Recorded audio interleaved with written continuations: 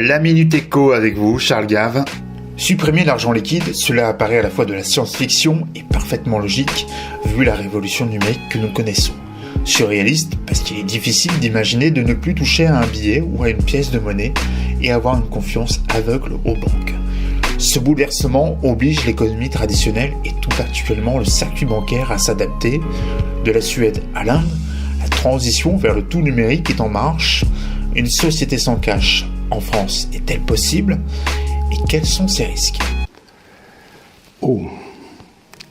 Le risque est tout à fait évident, c'est que si toutes les transactions passent par des ordinateurs, c'est-à-dire par des 0 et des 1, qui ne disparaîtront jamais dans l'histoire, ça veut dire que l'État est au courant en temps réel de tout ce que vous êtes en train de faire aujourd'hui.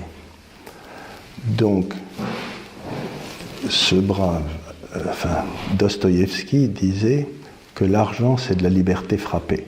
À partir du moment où vous avez des pièces d'or ou des billets, vous êtes libre et personne ne sait ce que vous faites.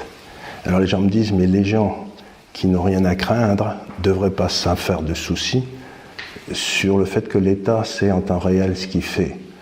Mais ça ne le regarde pas. Quelle est encore une fois la justification philosophique qui permettrait à l'État de savoir que je vais à Roland-Garros à la place de bosser au bureau? Vous voyez ce que je veux dire?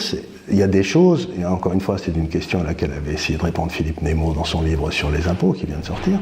Il essayait de dire, mais quelle est la justification philosophique qui permet de croire que l'État doit savoir tout ce que je fais, tout ce que j'ai, la totalité de mon patrimoine, comment je le dépense? Ça ne le regarde pas. Je veux dire, c'est un espace de liberté individuelle qu'on est en train de détruire.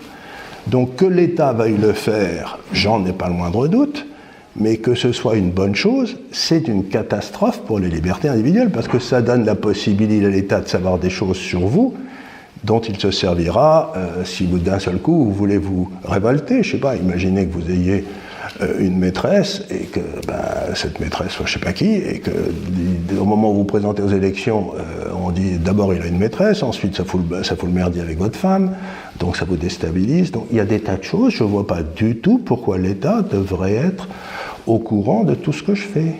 Ça ne me paraît pas désirable, et ça me paraît même extraordinairement dangereux. On a le droit d'avoir un espace de liberté dans lequel l'État ne peut pas pénétrer. Et cet espace de liberté est protégé par le cash.